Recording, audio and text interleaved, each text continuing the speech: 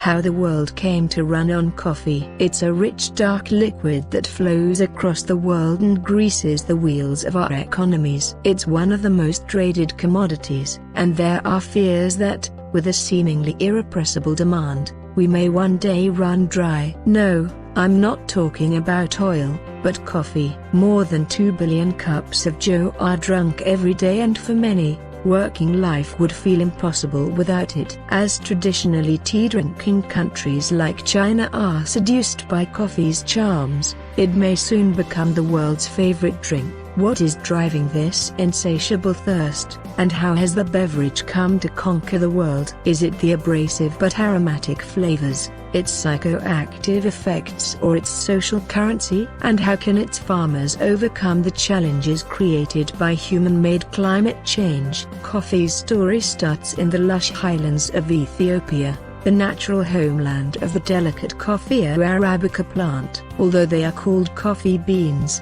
the plant is not a legume, and the fruits of the coffee tree look more like cherries when they are first picked. The seeds inside are extracted and dried before the process of roasting turns them into the hard, nutty nodules we feed into our grinders. The Omo people from this region are thought to have been the first to have noticed the stimulating effects of these beans, and coffee still remains an important element of their traditional cuisine. Exactly how and when it spread beyond Ethiopia is still the subject of many legends, but the available historic records suggest that the Sufis of Yemen were the first truly devoted drinkers outside Africa in the Middle Ages, where it was intimately connected with their mystic rituals. Never was a religious ceremony performed without coffee being drunk, writes the food writer and cultural anthropologist Claudia Roden. Its caffeine helped them to continue their practices late into the night,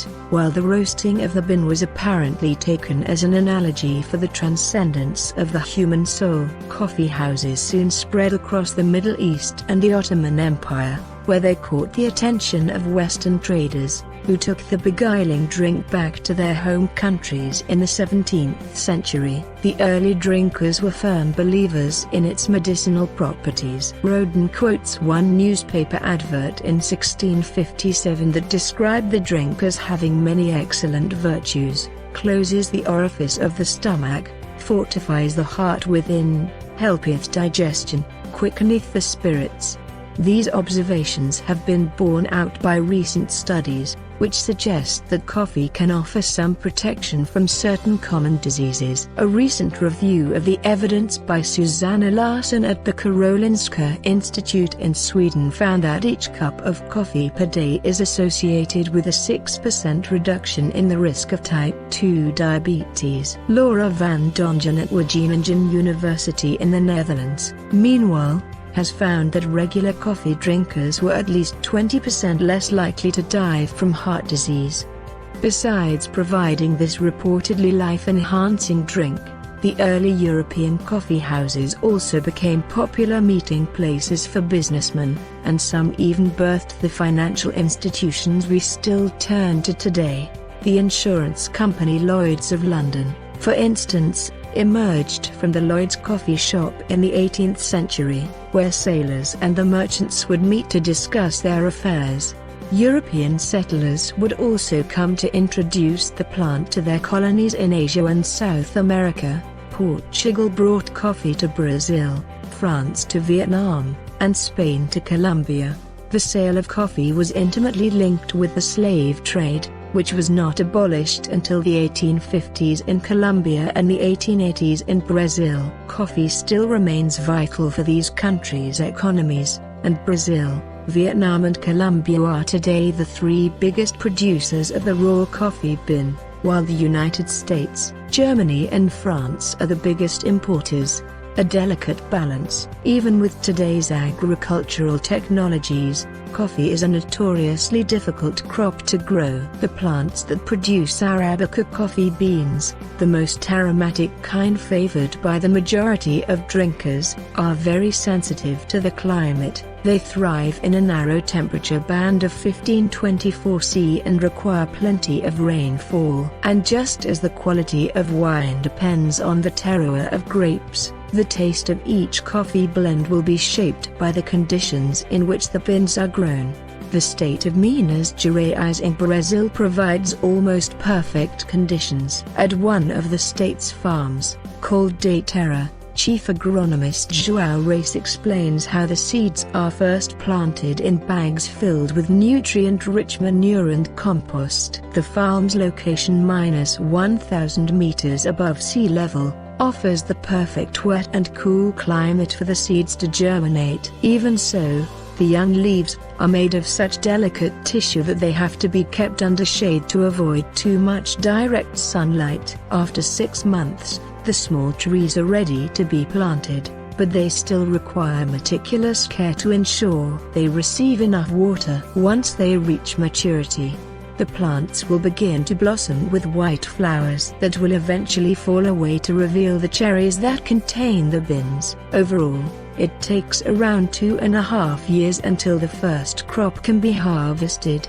meaning a long lag before the farmer can see a return on his or her investment. The plants are biennial, meaning that they will only produce a full yield every couple of years after that point. The harvest only begins after a quality control manager has tasted the beans to ensure they are of optimum quality. Once they are taken from the trees, they are sorted, washed and graded and then laid out on a vast patio to dry. They are then vacuum packed and loaded onto trucks, ready for transit. Worldwide, the cultivation and production of coffee supports more than 120 million workers and their families, many of whom feel extremely passionate about their profession, including Sully de Souza at the De Terra farm. Her husband had been working on the farm for 7 years before her. She says, "I looked through the window while raising my children, and my dream was to be in the middle of the coffee beans." When her daughter went to college, she finally took the opportunity to work there. With the other 300 workers on the farm, the job has provided a sense of community for De Souza Paiva that she would otherwise have been missing. A recipe for growth. Cultivation is only one part of the story. Before they can be drunk, the raw beans must be cooked. In countries such as Italy, with a long history of coffee culture dating to the 16th century, the blending and roasting of the beans is considered an almost supernatural craft. "I'm like an alchemist because my process is magic," says Leonardo Lelli, an artisan in Bologna. Lelli says that during roasting, he pays attention to tiny changes from second to second. "I hear the cracks, and I watch the color, and I smell the aromas, and only when it all feels right, I take out and cool the coffee." And he tastes each batch before delivering it to his customers. Italy's coffee culture is also famous for its enviable espresso machines that extract more flavor from the grinds. Unlike a typical filter coffee, an espresso is brewed by forcing a lower volume of steaming water through the ground beans at high pressure. This results in a higher concentration drink, with the characteristic honey-colored crema that floats at the top of the cup. Espresso coffees can now be found in thousands of cities across the world. This is thanks, in part, to Howard Schultz, a manager at a little-known coffee shop in Seattle, who fell in love with Italian espresso during a business trip to Milan.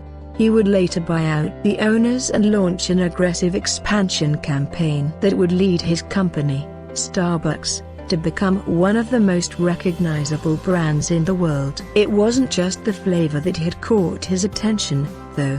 It was also the community that he saw within the coffee bars themselves. It represented a third place, between home and work, where people could enjoy a luxurious snack while they gather and gossip. Unlike a pub, say, the coffee bar was a suitable meeting place at any time of the day, for any age group. The Italians had created the theater, romance, art and magic of experiencing espresso, Schultz later said. "I was overwhelmed with a gut instinct that this is what we should be doing."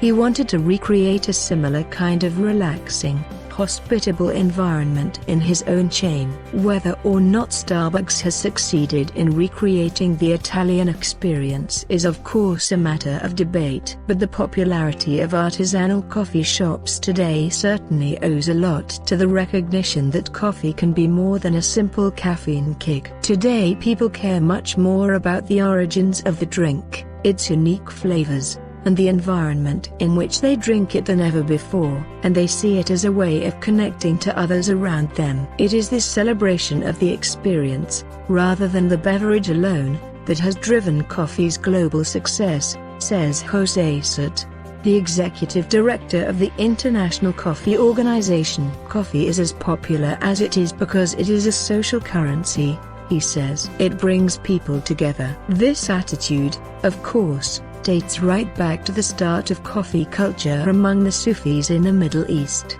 where it remains central to many social rituals. In this proverbially hospitable area, coffee is the symbol of hospitality, wrote the cultural anthropologist Claudia Roden in her study of coffee. In the US and UK we may have forgotten those connections with our perfunctory consumption of instant coffee in the 50s, 60s and 70s, but we are now coming back full circle. The challenge ahead today, even countries such as China, which have traditionally favored tea, are now coming to appreciate coffee's allure as a sign of its growth. Consider this: Starbucks opened their first store in Beijing 1999. Today, they open a new store in China every 15 hours, whereas most people had drunk instant coffee at home in the past. Younger Chinese people are increasingly buying into its social appeal, as well as developing more refined tastes for artisan blends in specialty coffee shops. Sally Wu, the founder of Seesaw Coffee, a chain of 22 specialty coffee shops, argues that the drink is now being appreciated in China like fine wine.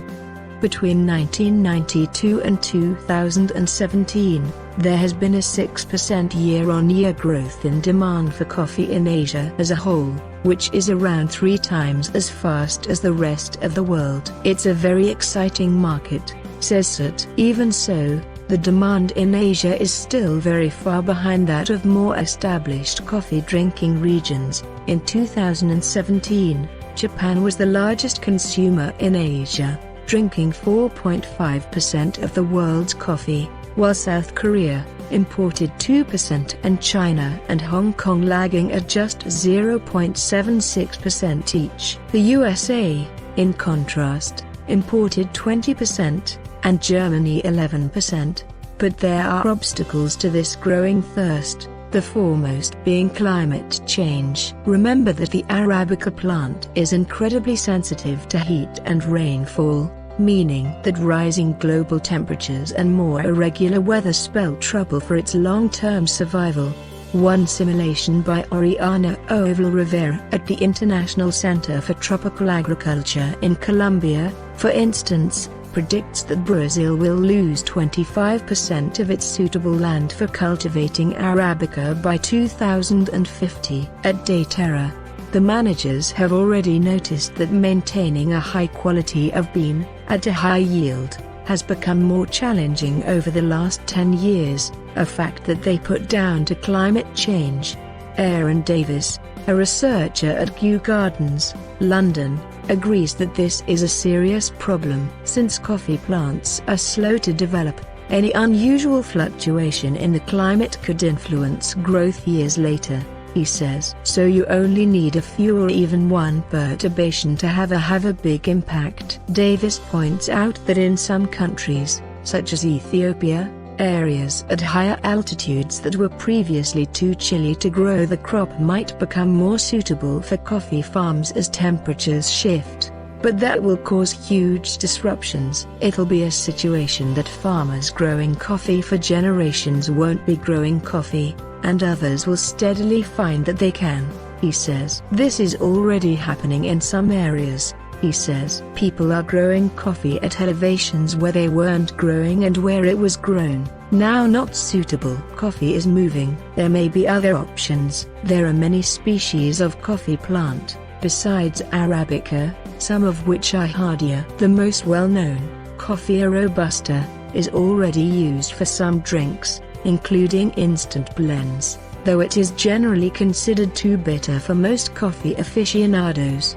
But other varieties may be more suitable. Using selective breeding, it may one day be possible to produce crops that are hardier than existing Arabica plants, but equally appealing in flavor. Farms like Daterra are already experimenting with different crops to try to achieve the best yield even in unstable climates. For the millions of people currently involved in coffee's cultivation and production, and indeed for any of us who enjoy a morning espresso to kickstart the day, let's hope they succeed. Image credits: Lion TV, Getty Images. Graphic sources: Oriana Ova Rivera et al., Observatory for Economic Complexity. The world's trading routes have been crafted over centuries and yet remain in a constant state of flux. Made on Earth looks at 8 everyday products, from bicycles to whiskey, spices to semiconductors, and explores the people, countries and intricate global networks that go into making and bringing these goods to market.